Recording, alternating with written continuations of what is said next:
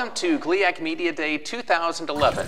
I'm JJ Boehm with a preview of the Ohio Dominican Panthers. I'm joined by Ohio Dominican head coach Bill Connolly. And Coach, thank you very much for joining us. Thanks, JJ. You know, I found out it gets awful hot up in Michigan, too. It certainly does. We thank you for joining us here in the dog days of August, but practice going to open up very quickly. And you've got a team that, at least on the offensive side of the football, you've got an awful lot of experience returning. We do have a lot of experience returning, but a lot of those kids, of course, were there before we jumped to Division II, so they're getting bigger, faster, and stronger in terms of the physical makeup of the athletes. And also, with the year experience, we're hoping that we improve in all areas. We'll talk about what you're looking for on the offensive side of the football. I know your running game returns, one of the leading rushers in your program's history. Yeah, exactly right. Mike Knopfsinger's back, and really that's one of the positions we do have some depth at, JJ. We got Mark Nichols coming back. We also, had Ronald Space, who was a freshman out of Cincinnati, played for us a little bit, and Austin Wallace. So we got some depth at that position. The biggest thing we have to do offensively, though, is we have to have a good balanced attack, and the big word we use in football is finish. We got to finish drives and get the ball in the end zone and not just field goals and all those things. So overall, we've got to be a better third down, especially converting football team offensively. And then your second leading rusher is returning, and that's your starting quarterback. Yeah, Jeremy Fudge, and he earned the spot halfway through the season last year and did a very good job. He's somewhat of a running threat, too.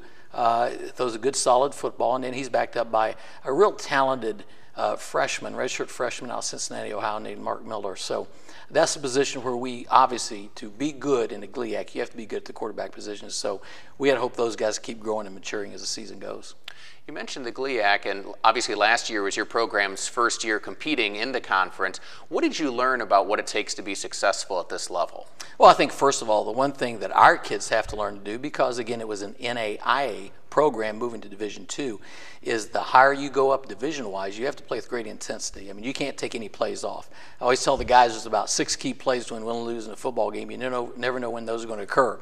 So you have to go hard every play. And I think the other thing, which is very, very apparent, the GLIAC has some outstanding head coaches in it. So you have to come prepared as a coaching staff each week also. But, you look at the scores, and, it certainly seems like you were in a lot of football games last year, and I've got to think that helps with the confidence of those players returning. Yeah, it really does, because we didn't know. I mean, we were the babies of the program. Our biggest problem was diaper rash, I think, early in the year.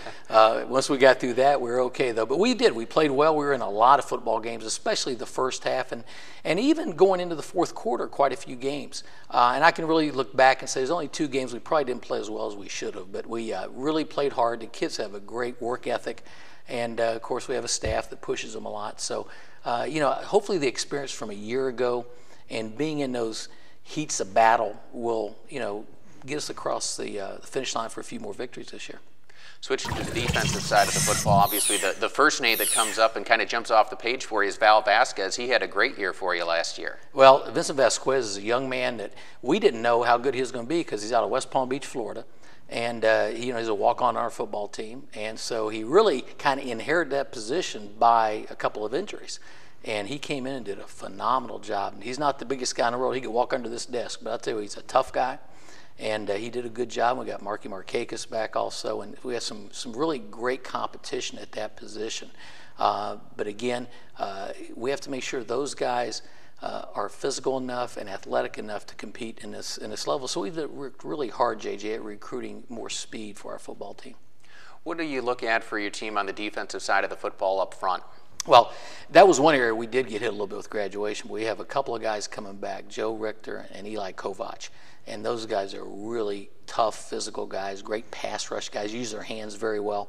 And, those guys have got to play well. But also we have to be able to have some guys inside there that can not get double teamed back to the safety and things like that. So, we're so young yet, and also in some ways smaller than some other people, so we can't just sit there and take it. We got to move around a little bit and things like that. You said a lot of times it's 6 plays that determine a football game. Right. Sometimes those happen on special teams. What can we look forward to on special teams for the Panthers? Well, first of all, the good news is we got Chris Vorkamp back. He is a phenomenal player, we think. He's a very athletic kicker, punter.